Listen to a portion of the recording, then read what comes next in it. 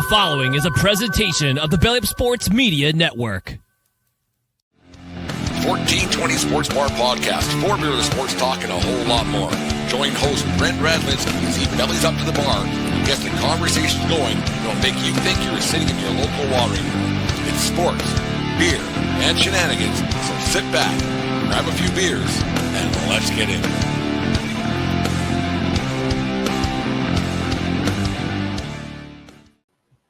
The 1420 Sports Bar Podcast, for beer, sports talk, and a whole lot more. Today's show, as always, brought to you by SeatGeek.com, the SeatGeek app. Use promo code BELLYUP at checkout and save yourself $20 on your first purchase over there at SeatGeek. Remember, we are part of the Belly Up Media Network. Go to bellyupsports.com for all their great podcasts and articles, such as the ones written by today's guest, Jim Marshall. Jim, how you doing? First time in the sports bar. How's things going down in Phoenix, Arizona?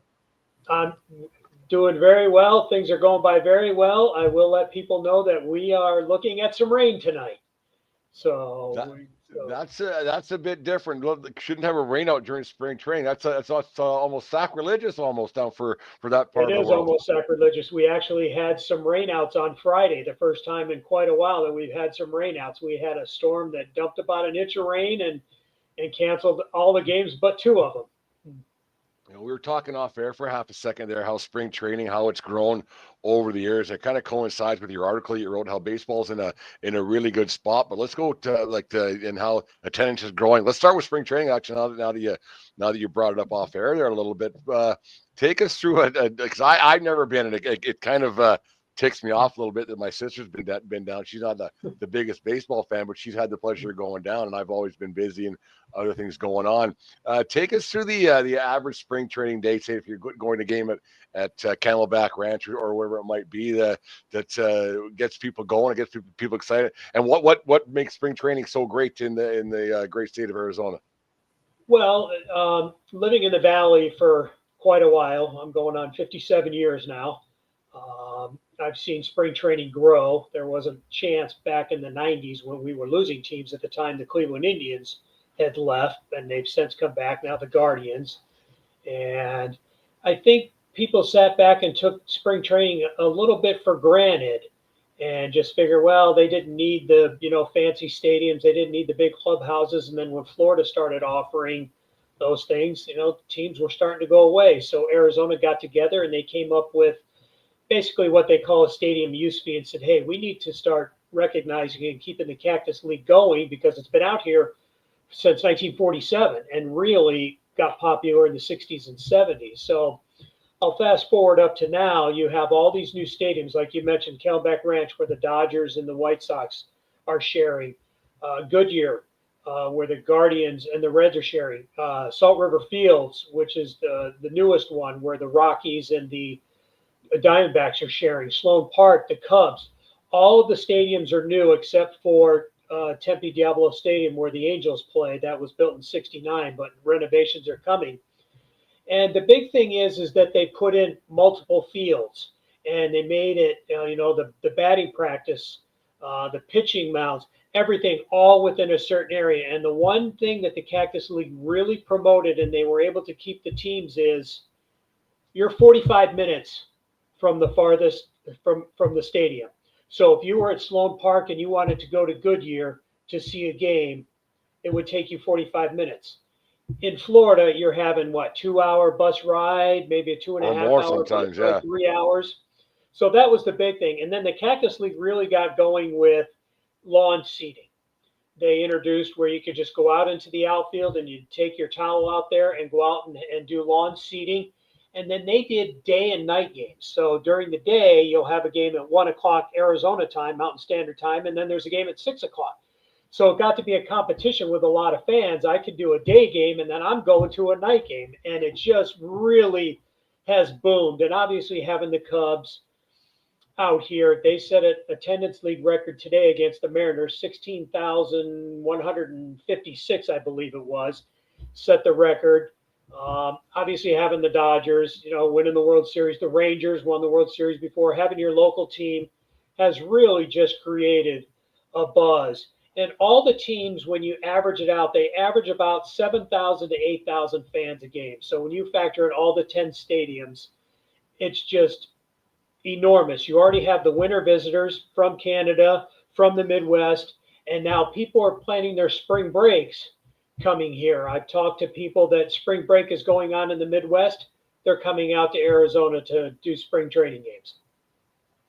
You know, and it can only help the game of baseball. Yeah, it's probably a bit of an older demographic at times, but when you have, like you said, during spring break, you might have the younger people making their way out because there are, yeah, like I call myself, and no harm at all. I'm a bit of a baseball dork, and I'm sure you kind of are too as well. But having people a younger age, given an opportunity to come out and enjoy something, and to get the baseball season going, and like you said, get out of the winter doldrums out in the Midwest sometimes, because sometimes the weather can be a little bit ornery, and to be able to kick off the baseball season, and along with college baseball as well, is getting going at the same time. So for baseball people, just to be able to get things going, the way Arizona's done it, it's just phenomenal. I think it's a great thing for not just Major League Baseball, but it's got to be great for the economy of Arizona as well. Like the amount of money that's got to get spent on hotels and travel and everything else, restaurants. It's got to be a huge economic boom for sure.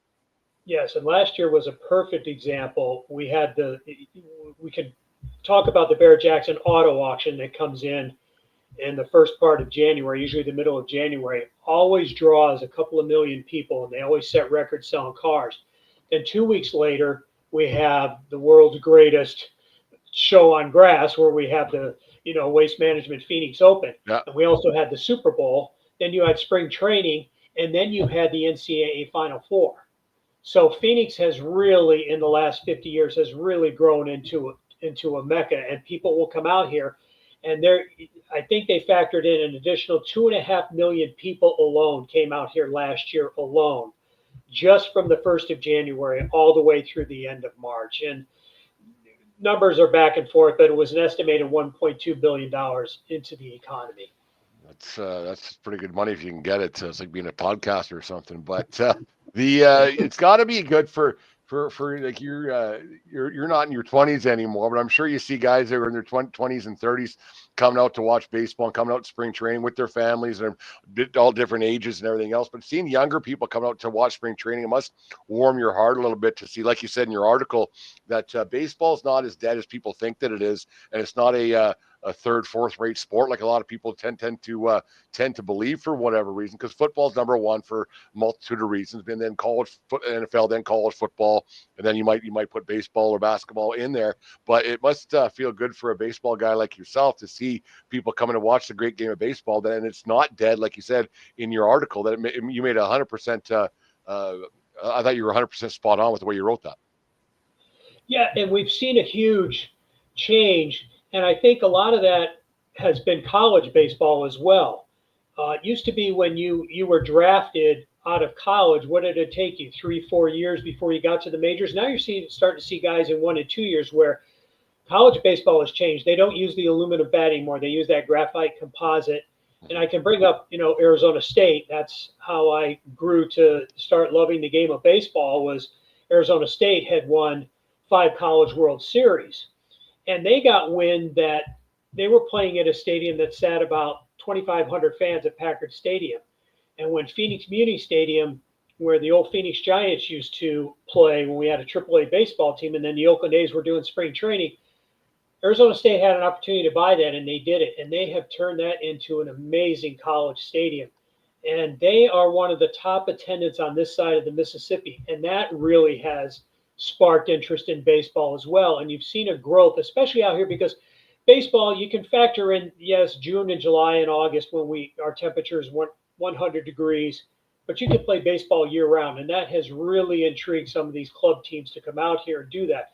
And you've seen that growth with baseball. And then also Major League Baseball making the changes the last 3 years, where they have really sped up the game. Yeah, what is the game now? 2 hours and 30 minutes, 2 hours and 33 minutes. People are actually starting to complain that baseball is not long enough, because by the time you get down and you've sat down after buying your beer or your food, there's already been 2 innings that have gone by. So I think baseball, sure, they still need to do a lot of different things, but right now baseball is on the path to a big recovery. It's funny you say that because I'm a general manager for a wood bat team up here in Canada in the Western Canadian Baseball League, and that's some of the complaints you have. Like one night, pitchers don't throw strikes. All of a sudden, the game's 3 hours 10 minutes. The next night, the game could be an hour 49, a 1-0 game. Great baseball game. People are like, I didn't get the bang for my buck. So there's a real fine line in there somewhere. Like, hey, what's because people want to get so okay. Well, what did I pay for? Then if I it's just funny how people complain about anything, no matter what. When it comes to baseball, they don't get enough or they get too much. Um, I had a baseball guy up here in Canada. He's as old school as they get, and he said that because he's anti pitch clock to an extent. He likes it to a little bit, but his biggest thing was the pitches would just throw strikes. He said ball one is the biggest detriment to slowing a game down. If pitchers get ahead in the count, it goes faster. And it's funny that there's actually more pitches being thrown a little bit now because of the high strikeout rates. Not a lot of ground balls anymore. So it's funny. People love the strikeouts and they love the guys who can throw 102, but that also causes more pitches, which also causes longer games. So there's kind of a funny line in there for time frame of a baseball game. It is, and it's they've adjusted what the pitch clock when it first came out, and the Arizona Fall League, which has gotten very very popular out here because you get the top prospects. They've been testing a lot of the rules, the bigger bases, the pitch clock. We saw it go from 20 to 18, and where it's set. But you're right. As soon as it's ball one, the pitcher's kind of walking off the mound a little bit. He's thinking a little bit, but it's all seemed to really. I haven't really heard too many complaints about the pitchers getting injured. That's a whole nother story. I mean, everybody has their own opinions on that one. I was told by a longtime baseball pitcher, the reason why you're starting to see so many injuries is because when baseball ended and say you didn't make the playoffs or the World Series, you rested your arm until the 1st of December. Then you went out and started throwing. These guys are throwing every day, 365 days a year, and you have to get an opportunity to let your body rest and your arm rest. And that was from an old time baseball pitcher out here said with the injury. So I know the time clock, I'm kind of a traditionalist. Baseball never had a clock. That was the great thing about the game of baseball is it never had a clock, but they really needed to do something to speed up the game, especially in the last 10 years when games went from, 2 hours and 50 minutes to 3 hours and 41 minutes. The seventh inning where you would take one, pitcher would face one batter and you'd take him out. Then you'd face another one. So they had to do some things, and obviously the defensive shift as well. Yeah, I like most of the rules. The one I laughed at, I didn't much like it when it came. Like it's in different levels of baseball. Like I said, they try a lot of things in the minor leagues with, but the automated strike zone and robo umps, whatever you want to call it. People call it different things. But I watched a game early in spring training this year where the Yankees and the Blue Jays were playing, and there was a pitch that was more than hittable. Like it was more than hittable. And they said it was a half inch off the plate, which means nothing because the plate's actually, it's 17, but you get 2.5 inches each side, so it's actually 22. So it's more than a hittable pitch. The guy would just take it the other way, but they called it ball four. And I'm like, but that's a strike. Like so, like it should have been. And then that pitch ended up being a couple of. Then the next pitch, the guy hit a double, then it would have been the third out of the inning. And so all of a sudden, it just changes things a lot. What's your like? I've always said I don't want to see instant replay and automatic strike zones and that stuff. But on the other hand, if it was my team getting screwed out of a World Series championship on a bad call, then you've got a different story. And then now with the way sports betting is and everything now, you kind of have to have it. And I guess the big thing is, I guess, get the call right is the most important thing. But there's a big but behind there. And what's your but on that there, Jim? I don't like taking the human element out of the game, but I understand technology has gotten better, and it is something that baseball was never going to do was gambling, and now baseball is like the second most sport gambled on, or it's in the top. I think it's in the top 5. It might be third or fourth, but the human element. you could go back to what's the famous Don Deckinger call in the World Series, and Andres Galarraga in the perfect game. To get his name right, yeah. Or how about the most famous one is Jackie Robinson and Yogi Berra, where he slides into home plate. Somebody has reversed that angle and they've blown it up and they showed that he's out. What are you going to do 90 years later? I mean, you can't change it. But I understand in order for the game to continue to grow and the technology is there, even in the last 10 years, you've seen the instant replay where now you have all the cameras that are going to angles and now cameras on the bases, like you were talking about football. Who would have thought about having a camera on the pylon and look how accurate it is? I wasn't for it, but I understand in order to get the next group of fans in baseball, you're going to have it because all the other sports have had it. It's no, it is like getting it right is the most important thing. It's not like the umpires aren't trying. It's and that's the thing. Like, I mean, I've always said if I ever got done, like, because I umpire a little bit too, so I've always said when I knew it was going to be my last game of umpire, and I did a shortstop made an error, I was going to run out to the shortstop and let him know how I felt about how he played, how they can do that to the umpires, but that probably wouldn't go over very well. Yeah, I saw in your belly up in your bio there that Harmon Killebrew was your favorite growing up. How'd that come to be? And because everybody has their favorite, and no matter if you're a fringe baseball guy or a baseball purist like yourself, everybody has their guy. What's with Harmon Killebrew? Okay, that's an interesting story, and everybody's always a little intrigued. Let me correct Armando Galarraga. I wanted to say Armando Galarraga. Yes, sorry, yeah. Okay. So my dad worked for Honeywell, and when we moved out here back in 1967, he would go back to Minnesota, where Honeywell's headquarters were at. So in 1972, he had gone back to a game, and he brought me back a 1972 program of the Minnesota Twins. And I read that from cover to cover. Rod Carew, Harmon Killebrew, Tony Oliva, Jim Cott, Jim Perry, you could go down the line. And I have a brother that's 3 years older who was collecting baseball cards. So that kind of got me going in 1972, was collecting cards. And one of the first cards I ever got was a Burt Bly-Levin card. So it just kind of motivated me that I wanted the Harmon Killebrew card, and that's where the Harmon Killebrew, came in. And obviously you knew the name. And turns out I met Harmon many, many times. And I have one of the most unique and distinct collections on him that you're ever going to find. There were some items that were given to me by him, and just a tremendous player and just a great person outside of the game as well.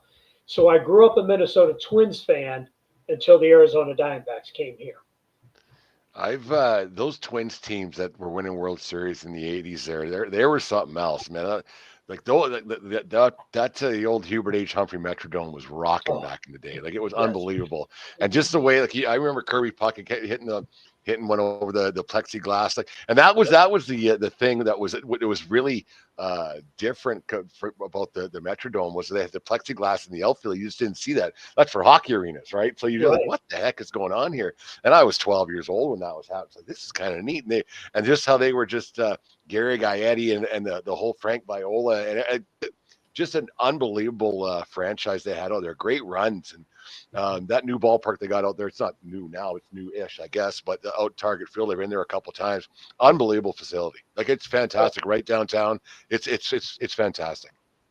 It's a great stadium. I got an opportunity to go back to the Metrodome to see a game, and then was able to tour Target Field and saw many games at Target Field.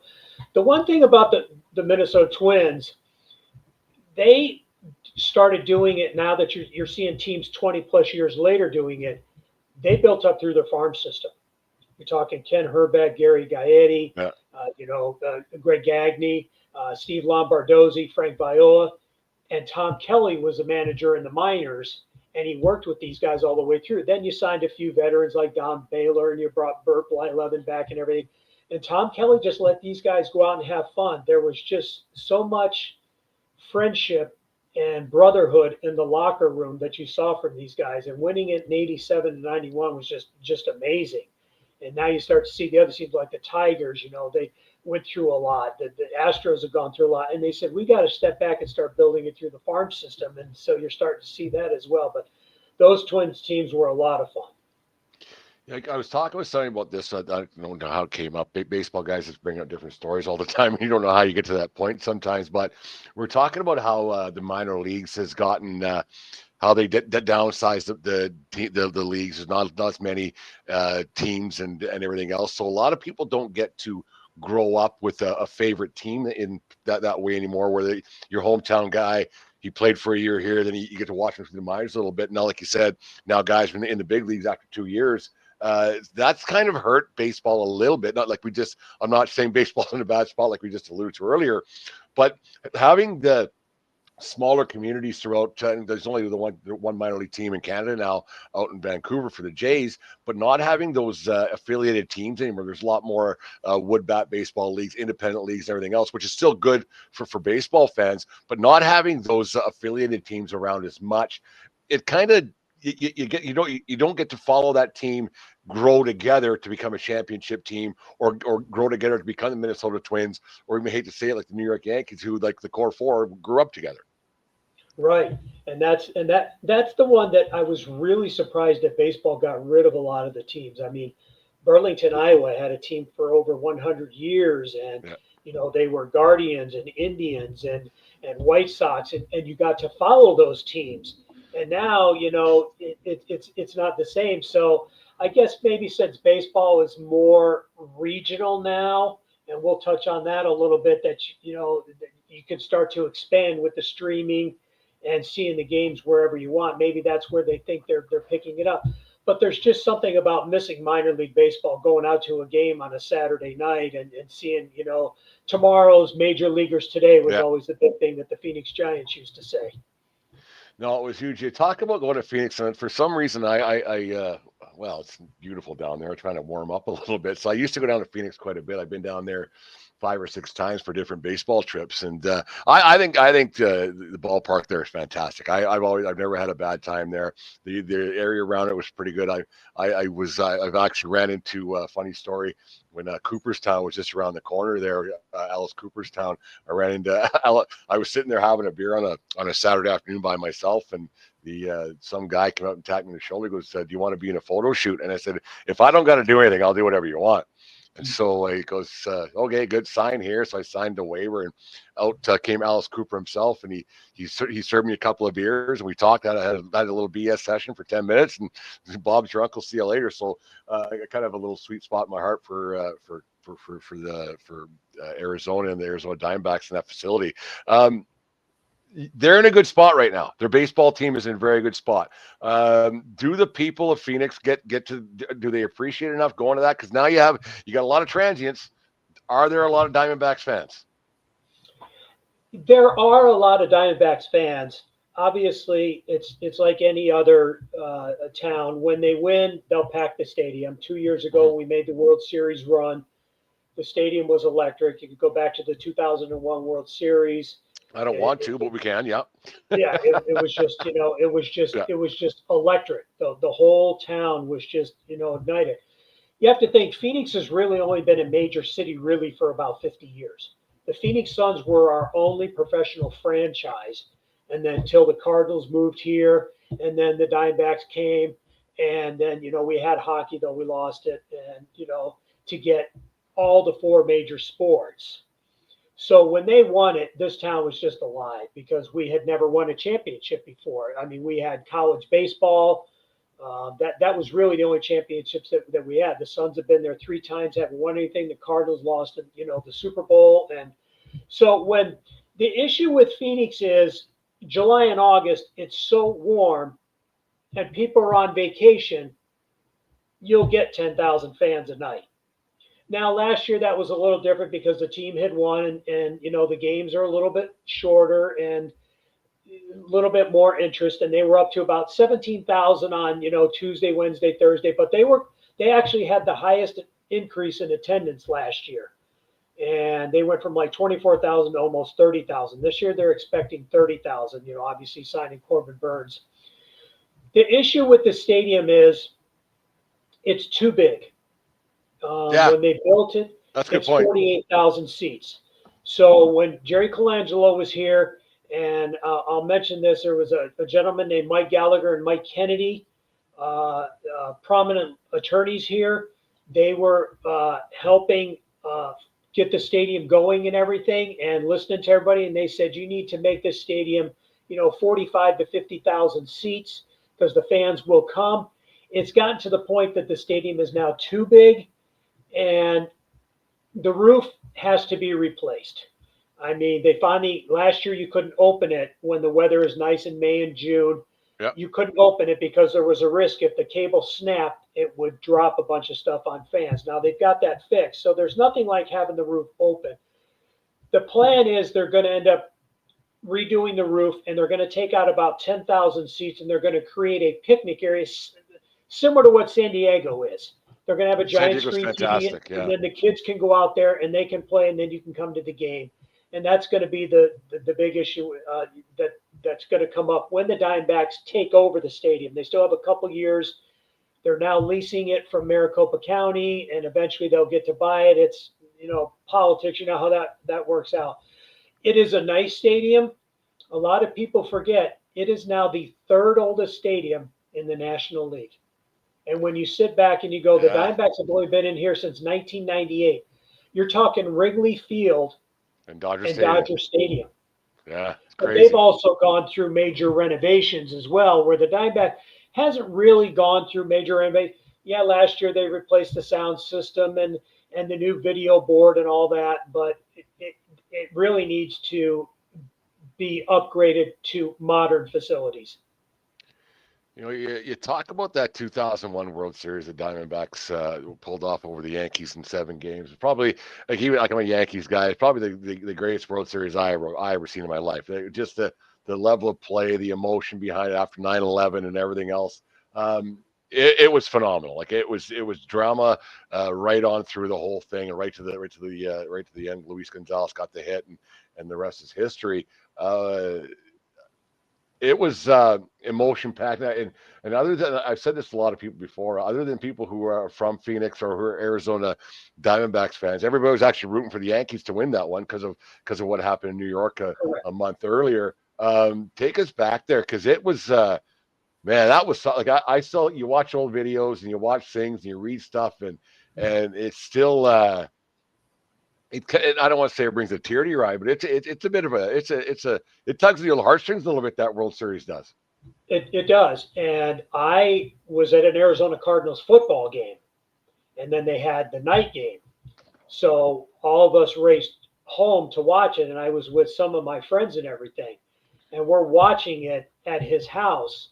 And the one thing that I will always bring up is, and my mother grew up a Yankees fan. We were from New York. And so my brother was a Mets fan and my mom a Yankees fan in the 50s. So you tell me any New York Yankee, from Bobby Shantz and Allie Reynolds all the way up, obviously, to the superstars. Why did they bring Mariano Rivera in the 8th inning when he never had been in the 8th inning before? Never. And was it just a gamble? I mean, if it worked, they would have won. It didn't work, and the Diamondbacks won. This whole state, from the Navajo Nation all the way down to the southern border past Tucson and in Douglas, was nonstop turquoise, because that was the Diamondbacks color. It was purple and teal and turquoise. And this state was electrified from September, October, and November, when they knew they were going to the World Series. The Diamondbacks, it's quite a funny story, actually. They got their first minor league team in the Pioneer League before they got anywhere else. It was rookie ball, was here in Lethbridge, Alberta, where I am now, back in 1996, before they got anywhere else going. And they skipped town in the middle of the night because they got a better deal done in Montana in Missoula. So it's kind of a funny little story with the Diamondbacks. But yeah, no, that World Series, that whole thing was fantastic, and it's always great to go to those games. And like whenever I go there, if they're playing, Diamondbacks playing whoever, I always wear my Yankee cap. They still, we beat you guys. Yeah, I know. It's really quite funny. You mentioned ballparks like San Diego it's just a different transformation how they used to be all over everywhere. In San Diego, I've been there a few times. That might be my favorite ballpark, the way it's built, like literally built into the downtown core, and you just walk around and all of a sudden you're in the ballpark, and they used to have the beach out in center field. Now they have the wiffle ball field out back, and it's just an awesome place. And that how they, I think baseball's done it really well compared to some other sports, how they've made it ballparks a lot more fan friendly, because in general most people, like they're there for a game, but the entertainment is more so that what they're there for, and the family can go out and have a good time and not care about the score a whole bunch. And I find ballparks that do that have a lot more success at the turnstiles, because the game's almost secondary now for a live event for a lot of fans. Yeah, and baseball, the one thing about, and we can tie football into this, football has cheerleaders. Football is always nonstop action. Baseball is where you went and you talked to your dad or your mom or your buddy about what kind of a day you had at work, Yep. or what kind of a week you had at work. Football, you didn't do that because it was nonstop action. Fantasy football really created the boost in the NFL. And now you're starting to see that in baseball, where you're seeing the running stats are up on the video board all the time. Now they're always giving the out of town scores. They're always showing previous, like during an inning break, they'll go break into the Padre Dodger game and say, struck out Shohei Ohtani on 3 pitches, so the entertainment is there. It's all about bringing the kids and letting the kids have fun. And baseball has really adapted to that. I think they do it better than any of the other sports as well. And that's why they're making it more kid friendly. You have the concessions and the discounted price on tickets, but you need the area where the kids can go and run around, and the parents can say, hey, I can let my kid be up here for an hour, or I can enjoy the game and do things like that. And that's what baseball has really done, and that's where you're seeing the stadiums do that.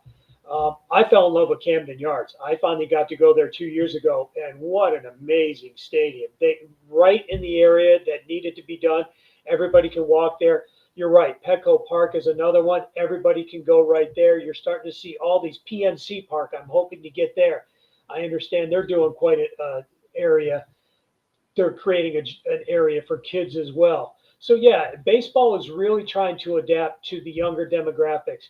I know it was a couple years ago, the average age of a baseball fan was 59 years old. Yeah. I'm going on 62. That was 2-3 years ago. That's probably changed.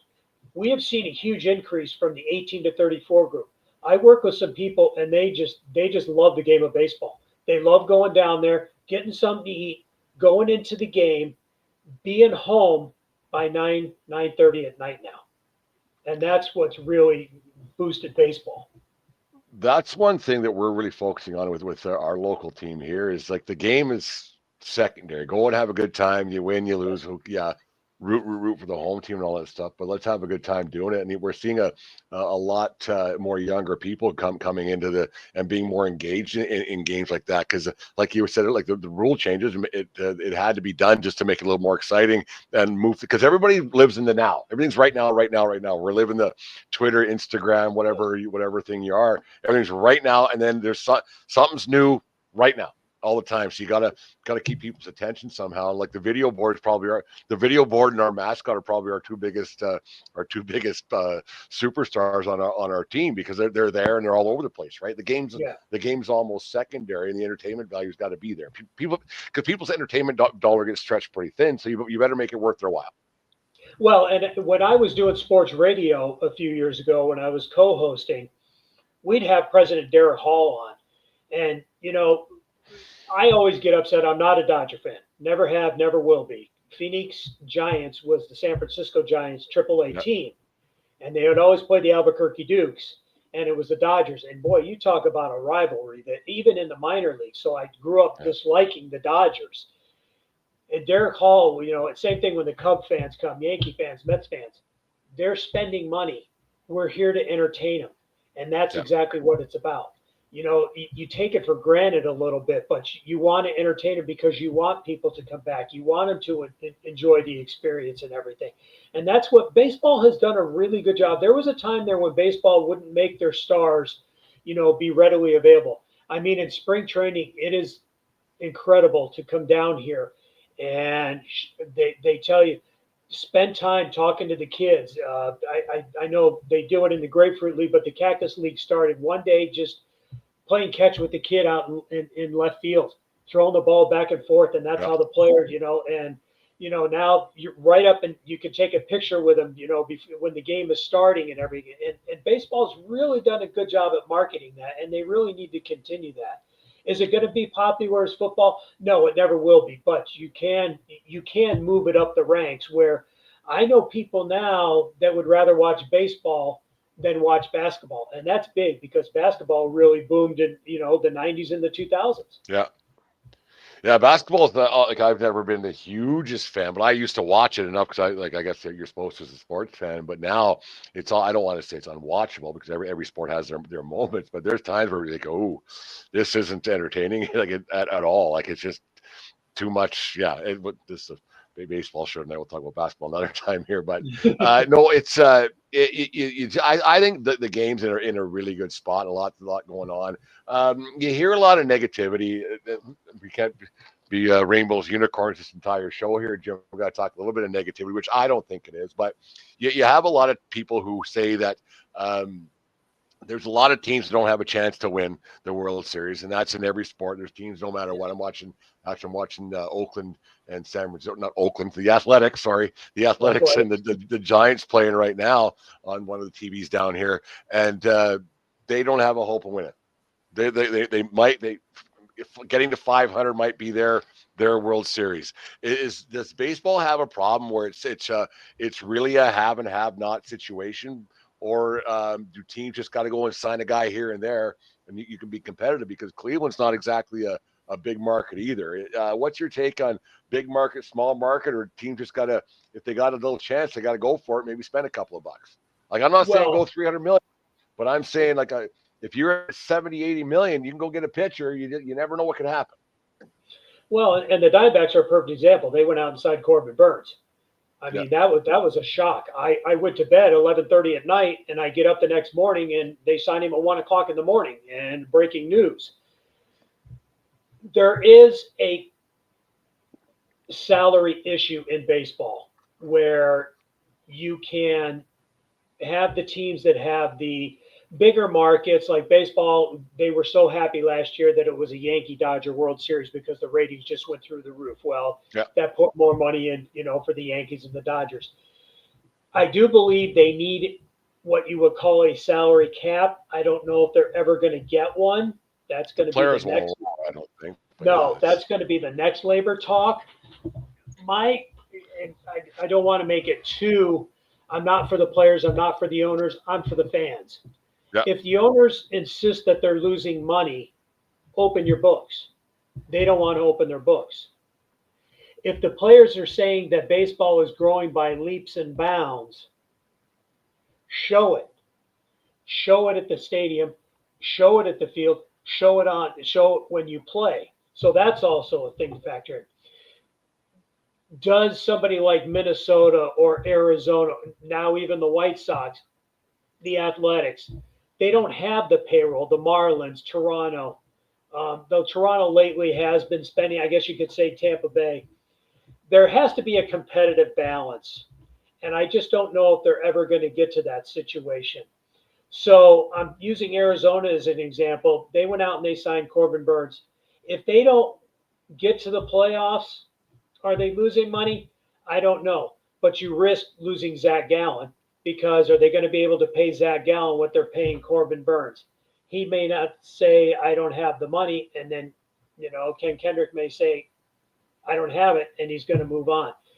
I think there are some teams that don't have the money that the Dodgers, Red Sox, Yankees, Mets have. But then there's also the Los Angeles Angels of Anaheim. Artie Moreno has got a lot of money, but he's not putting it in the team. So spends it in odd places. Yeah, that's true too. Yeah. So, could he have signed Ohtani? Probably. But it comes down to two things. They need a salary cap, and I don't think the players are ever going to vote for it. I know Tony Clark was out here visiting last week, and he's, doesn't want to say lockout and strike, but it is looming after the 2026 season. Open your books then. If the owners want to open their books and show that they're losing money, that's what's going to make it change. The thing about these owners is you don't, well, some guys become millionaires even though they're not very smart. Some guys become billionaires when they're not very smart. But in general, businessmen who have billions of dollars in the bank or billions of dollars at their disposal, I guess a better way of putting it, they're not dumb people. And so you don't sign an employee more than you can afford.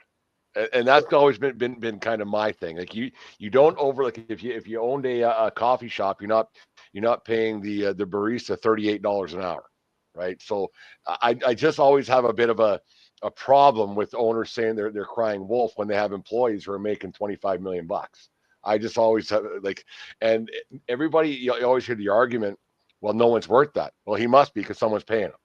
So it's there's a thing there. I always hate talking about money when it comes to sports because it's such a big business. And but it's I agree with you. I just hope that the fans don't suffer because baseball's moving in the right direction. And if there was a labor stoppage, is there another Sammy Sosa, Mark McGuire coming around the corner to save baseball a second time around? Probably not. Like if it went away for a year, that momentum would go away because there's something new right around the corner. Would college baseball bring up the tail end? Not enough people watch it. So baseball can't afford a labor stoppage again like they had back in the 90s. They just can't. Like back was in 94, I guess it was, right? So Right. they can't afford to do that again. They just there's no way they can afford to do that.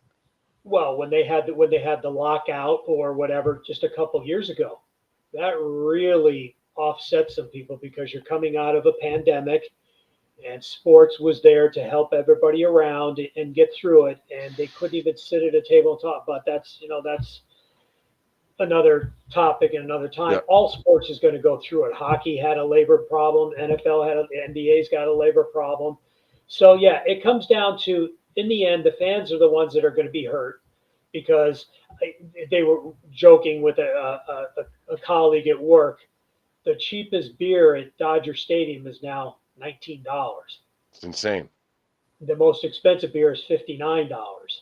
Uh, Concessions and the price of tickets is just, but people are still showing up. Baseball, I think the 7% increase, highest attendance that they've had. So people are still going. I just don't know if they're really spending on concessions where some owners get all the concessions, some don't. That's another thing.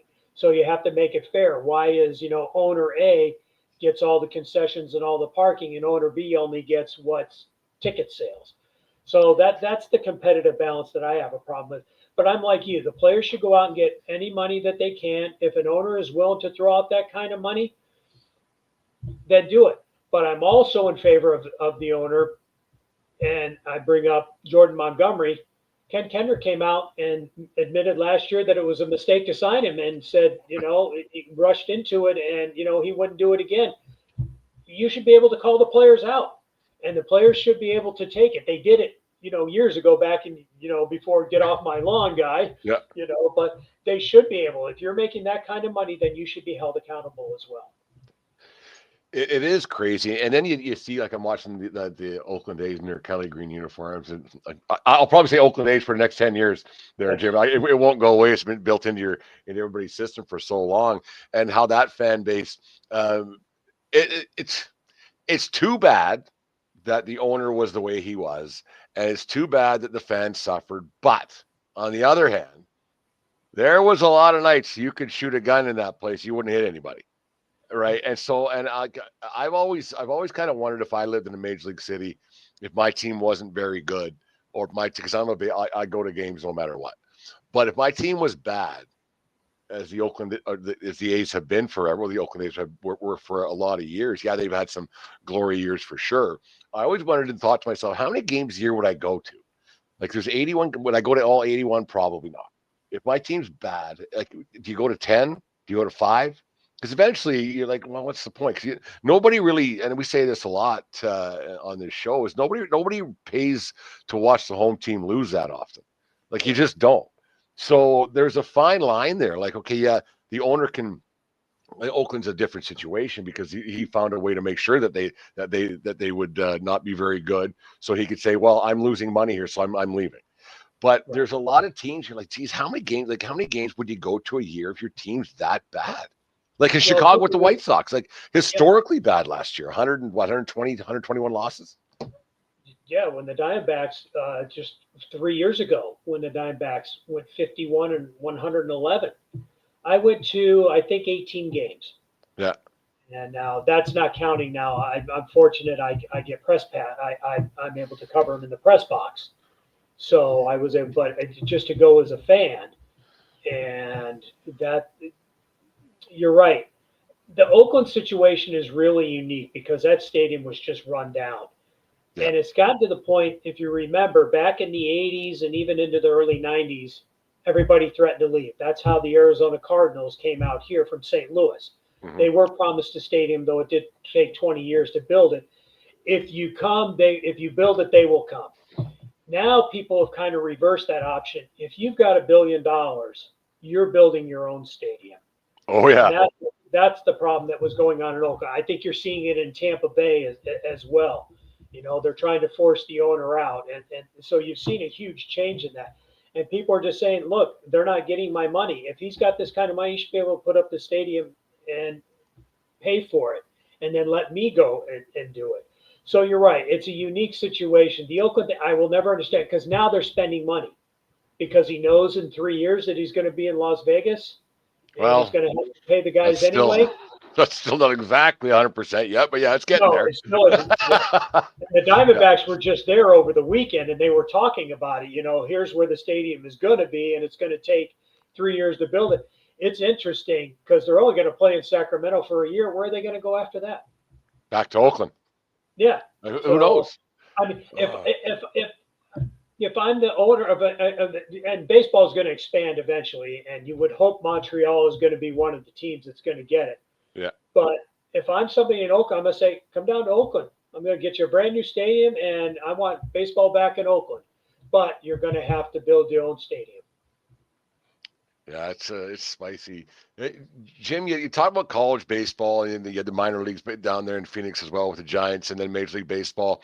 Like out of the three, uh, they're all separate and they're all different, especially the way it is now. Because even college baseball with the massive stadiums and video boards and bells and whistles and all that's got going on and the money that they can spend and it's a lot different. Like there's a lot of college teams that got a lot more money to spend than minor league teams do. Out of the three, what do you like about each version of baseball when you get to go to a game? What's your favorite one? My favorite sport of all time is Arizona State Sun Devil college baseball. I love Arizona State college baseball. I love the history, the mystique, the players, just the camaraderie that's around there. And now that they have moved to Muni Stadium, they have really made it fun. Minor league baseball is fun because when Bill Veck's son Mike Veck was running a team, get your hair cut during a half Yeah. inning, the crazy schemes that they had. I do miss minor league baseball out here. I would hope that Tucson would get a team out here to be nice to go down there. What I I like remember the about old college, Tucson Toros back playing the Calgary Cannons back in the day. yeah, Yeah, that's Tucson a lot of Toros and years ago Tucson now. Sidewalk. There is a rumor that when the A's move to Las Vegas, I mean, they can't have they can't have AAA baseball.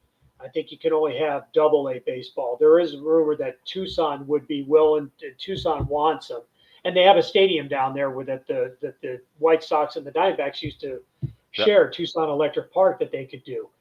U of A took over High Corbett Field.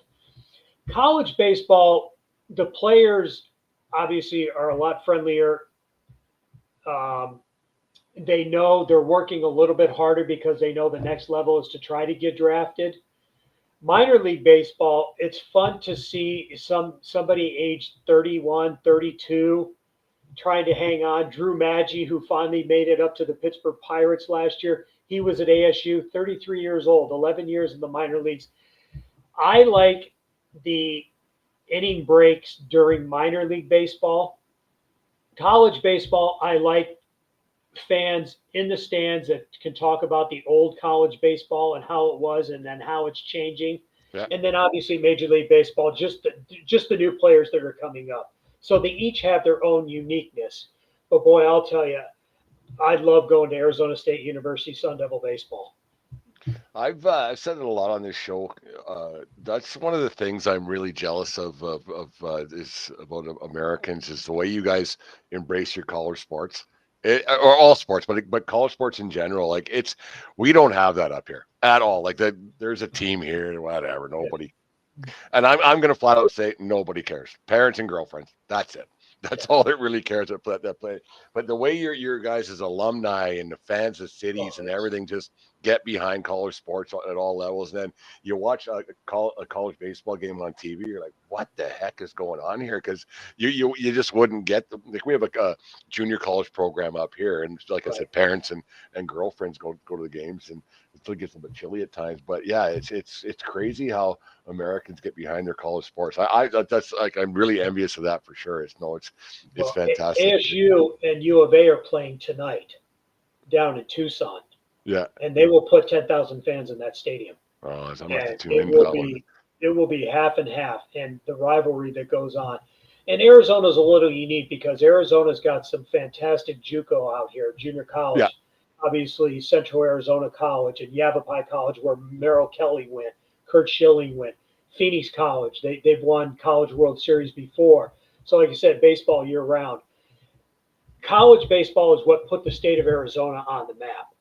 When Bobby Winkles was here, he won the College World Series in '65 and '67, and then obviously the first draft with Rick Monday. And I'll tell you, there are some loyal Arizona State Sun Devil baseball fans. Yes, you have basketball and you have football, but you have some diehard baseball people that give a lot of money. And this new NIL has really generated a lot of money for ASU baseball. And you've seen a big change, and they are going after the SEC to really compete. And college baseball is really going to be changed, and I'm really happy about that. No, that's good. Anything can bring the more eyes on the baseball, and if it's college level, and they just grow into fans. And you watch, like you said earlier on, used to be minor league guys coming out. Now you got college kids coming out. Now people follow them into the minor leagues and everything else. No, it's fantastic. We'll get you out of here in a second, but. Good couple quick ones. I saw you said you had some Harmon Killebrew memorabilia. What's some other of your favorite your baseball memorabilia that you got kicking around there? What's your favorite piece that like you don't want to get you robbed or anything, but like what's one of your favorite pieces that you go this one's pretty cool. Like you look at it sometimes because I got some stuff down here. I call it the Yankee Tavern North. I got some stuff down here. I go that one's pretty neat. I kind of smile at it sometimes. Well, I have a 1953 Topps baseball card of Allie Reynolds. That was my mother's. Yeah. So she had all the baseball cards. I always say, how does my brother ate the 53 Mickey Mantle? How does that feel? As far as the Harmon Killebrew stuff, I have over 100,000 baseball cards.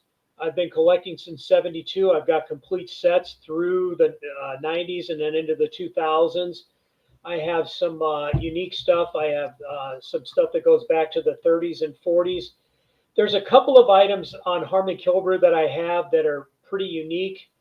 Back in 1961, it was called Peter's Meats Hot Dogs, and it was the whole package was a Harmon Killebrew card. And I have the whole tab, and there's no grease stains on it. It is prime. It is. Wow. I have to get it graded, and that's really a unique item that I have. And then another one is when Topps used to put, the puzzles and along with the gum, they would put the posters in there. It was called a 1968 Topps test head, and it's the actual photo that they took of Harmon Killebrew, and I have that photo of that, and I have it displayed.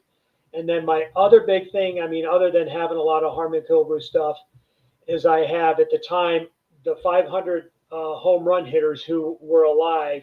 There's a photo of them, and I have all their autographs. Hank Aaron, Ernie Banks, and I picked that up at a show. So there's just been a lot of stuff, a lot of baseballs, a lot of baseball cards. No, I quite like that. Like last year we first moved into this house and got guy was fixing the furnace when we first moved in. And he came downstairs because my wife, I said, I'll take care of the basement. You take care of the rest of the house. And she's still working on things upstairs. But I took care of all my stuff. It all set up in about a day and a half. And she's a little bit mad at me about that still. But guy came down and checking things out. And he goes, "You have that?" I went, "Yeah." He goes, I'm not telling. I'm like, he's like, and how even like non-baseball fans, when they see baseball stuff, they know who these guys are. Like there's certain people, you just say the name and they go, "Yeah, that's kind of neat." And it's yeah, baseball pulls on the heartstrings of people. No, if you're a huge fan or just a fringe fan, for sure, baseball I love it. Maybe I'm waxed poetic a little bit, but I wasn't going to ask this, but it got brought up last week a little bit. I don't know why I always ask this question, but I do because it intrigues me. They were Pete Manfred was Rob Manfred was talking about the Pete Rose situation, and everybody knows about that whole thing. And the Giamatti, he signed the deal back in, it was '87, I think it was. If you ask, you sit down in a bar room having a beer with your buddies, with 20 people, you get 10 answers one way and 10 answers the other way. Mm-hmm. People say he's a Hall of Famer. People say he's not a Hall of Famer. Skill wise, yeah, absolutely. But we're not going to say he's not his career numbers. But should Pete Rose have been in the Hall of Fame? Yes, absolutely, without a doubt.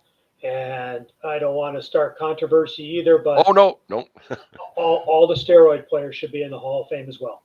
Barry Bonds should be in the Hall of Fame. Rafael Palmeiro should be in the Hall of Fame. Now, what you do is you put a little caption at the bottom says possibly tainted the game, because if we're changing everything. The thing on Pete Rose that I'll bring up is baseball frowned on gambling, and now you're allowing gambling. So, I mean, it's going to be, but he did sign something that says that he bet on baseball and he bet on his team and all that, and got him, thrown out. But without a doubt, he should be in the Hall of Fame. And without a doubt, to this day, Shoeless Joe Jackson should be in the Hall of Fame. And so if you're gonna put the steroid guys in, then Shoeless Joe Jackson needs to be in the Hall of Fame. And I know it opens up a huge, but they played the game, they dominated the game. We can always go way back when performance enhancing drugs have been around since the 40s. Uppers, downers, all arounders, man. Uppers, downers. There was, right? I talk to former players all the time. They talk about the reds and the greenies and the uppers, and the alcohol and everything that was like that. Just if you do it, just put a little asterisk on there. Possibly tainted the game, or just something unique like that.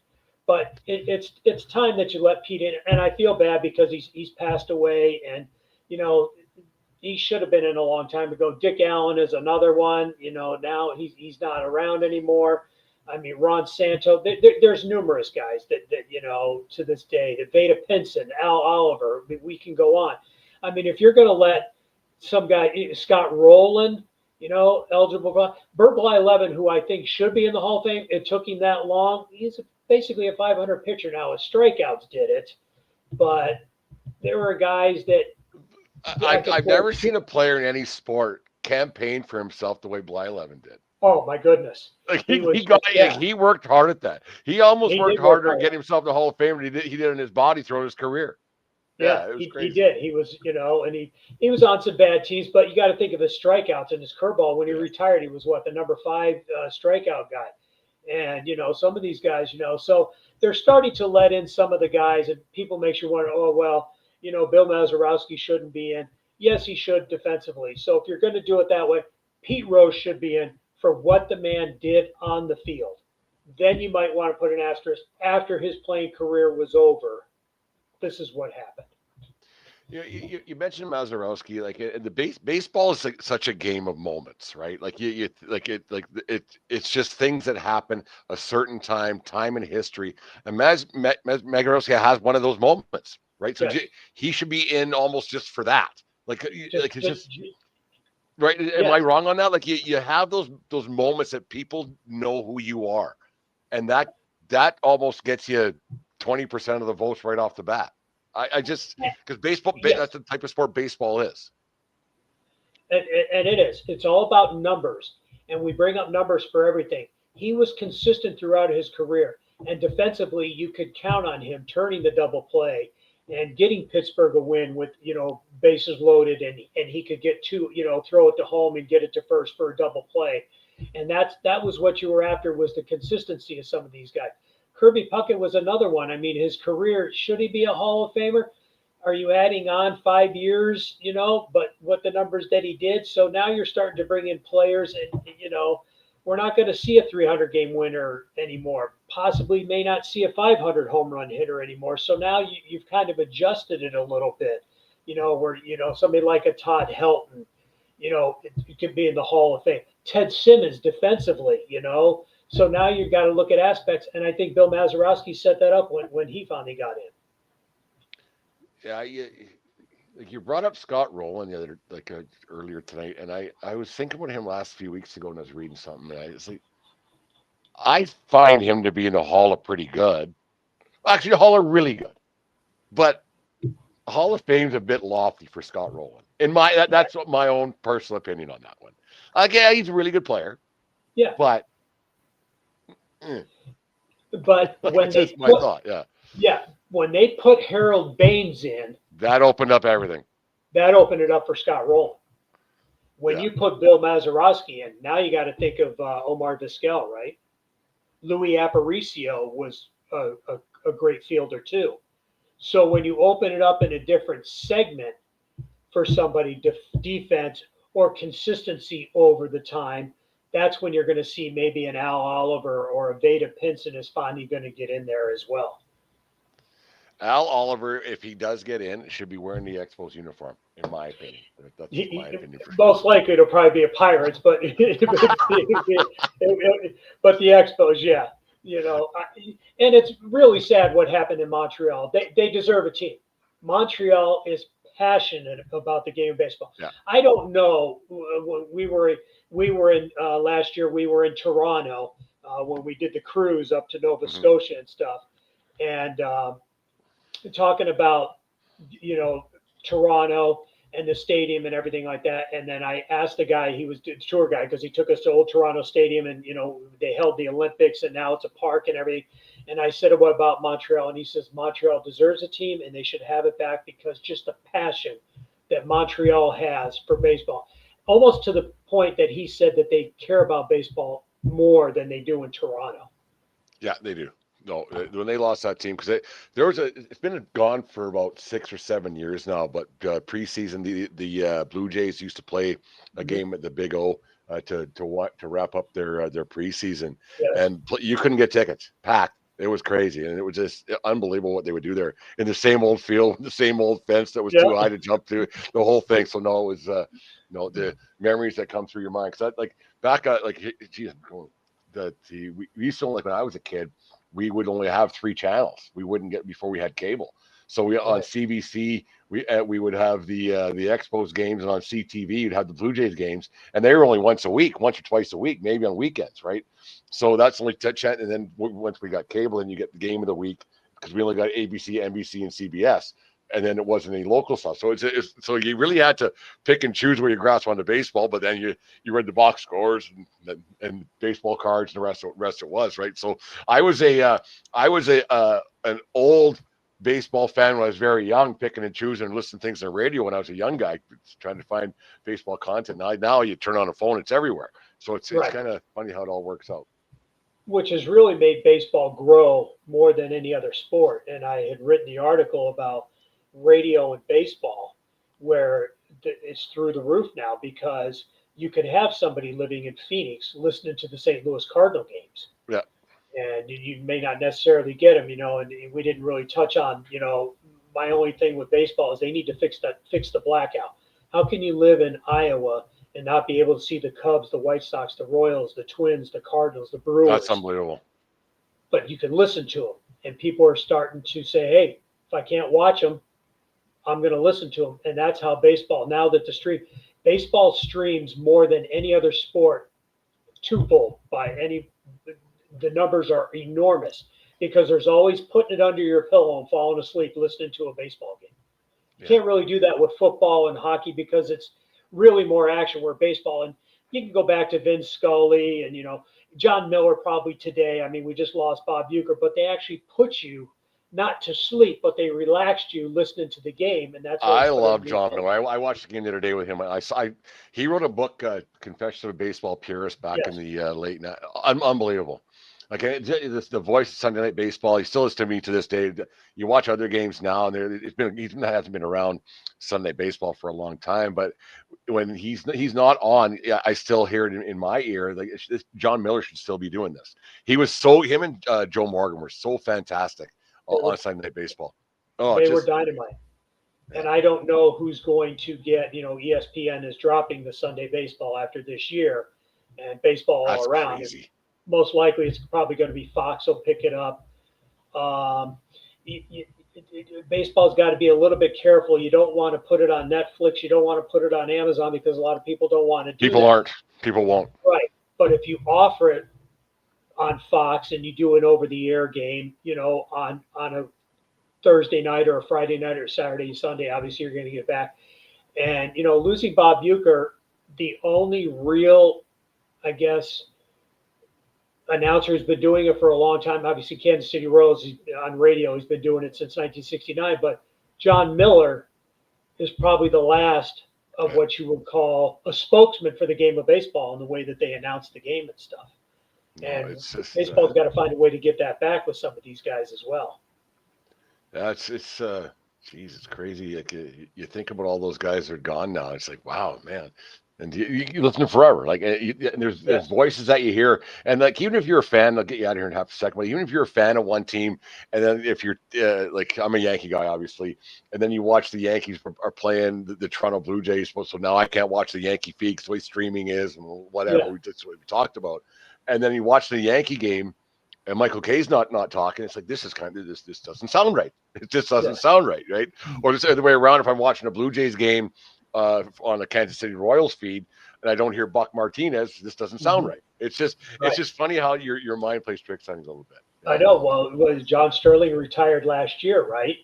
Yeah. And how many people turn on the radio? He's not there. Yeah. Yeah, and we just lost Al McCoy, who did announcing for the Phoenix Suns for over 50 years since 1972. Yeah. He gave it up last year, and he just passed away for basketball. A lot of people said, I don't like John Bloom, but he's not Al McCoy. You can't, go to Yankee Stadium and hearing Bob Shepard announce Derek Jeter. Yeah. The person who always takes over is always the one, but you can't compare him to that. But baseball really needs to find a way to get a few more spokespeople in, to make it fun again with the announcing and stuff. You can't say anything negative about the players anymore. And that was when, Uecker would rip the players. John Miller will jump on the Giants all the time, and they're not going to do anything to him. Everybody else kind of steps back a little bit. Yeah, no, it's no, Jim, this is a lot of fun, man. Like I really enjoy talking baseball. I don't get to do it near I work in baseball. I don't get to talk baseball, which is kind of weird, but no, this is a lot of fun. Tell us about your articles at Belly Up and what you got coming up, maybe. Well, I think we're going to probably do an article. We're looking to probably do an article on the Phillies or the Cubs. Want to work on that. I don't like to do previews too much, but I'm sure if there's going to be some previews coming up, everybody wants to know who are you going to pick, who's your World Series teams, and, because whoever I pick, I always jinx them and everything. But I kind of changed my writing a little bit. I like to do guys, I just put the article up on J.C. Escarra for the Yankees. He's fighting, a journeyman minor leaguer, and, where people are, like to hear those kind of stories. So, yeah, I've tried to write for just about every team and just keep the game going and just to increase people to read it more and love the game of baseball. No, Jim, keep fighting the good fight for all us baseball dorks out there. We really appreciate it. No, it was this is a lot of fun. We'll have to do this again sometime. And my opinion changed who's going to win the world or be in the World Series about a week and a half ago, and then it really changed on Friday afternoon when the Garrett Cole news came out. Holy cow! Like I was like, oh, they're okay. They might be better than last year. And then no, they're not. Oh, they're really not. Oh, now they're really not. So. Yeah, it's really kind of tough year in Yankeeville, I think. Yeah. everybody wanted the Yankees back in, and they were probably leaning toward it. So now you kind of have to look. So yeah, it'll be interesting. I like the Braves. I like the Phillies. Obviously, the Dodgers will be there. I think Arizona's got a good chance. Yeah. Baltimore, I think's got a good chance. I don't know which Houston team is going to show up this year, so it's going to be interesting in the American League. I think there's 6 or 7 teams that are going to be right there. I really do. I'm not just saying that because I'm trying to drum up interest, but I really think that there's a lot of teams that have a chance at the American League. The Dodgers, the kryptonite have been the Diamondbacks a little bit for the Dodgers. So you just never know what could happen. It's It all gets going in 2 weeks, so it should be a lot of fun. It does. It gets going in we got the Japan series coming up. Well, there is that and one they come too. back for spring training. So that's weird. I did enjoy this. Yes. Why don't they just take a few days off? Just relax. It's over. Just relax. And then they got to come back and do spring training, and then weird. But because pitchers need their work, and they got to throw 300 pitches a week, and blah. They're weighted baseballs and whatever. Anyways, the 1420 Sports Bar Podcast, 4 Beer Sports Talk, and a whole lot more. Thanks once again for Jim for coming on the show. Baseball purist through and through. Thanks very much, Jim. We'll have to do this again very soon. Thank you. I appreciate coming out, Brent. Thank you very much. Well, have a good night. We'll talk to you again soon. Bye. Thank you. Bye.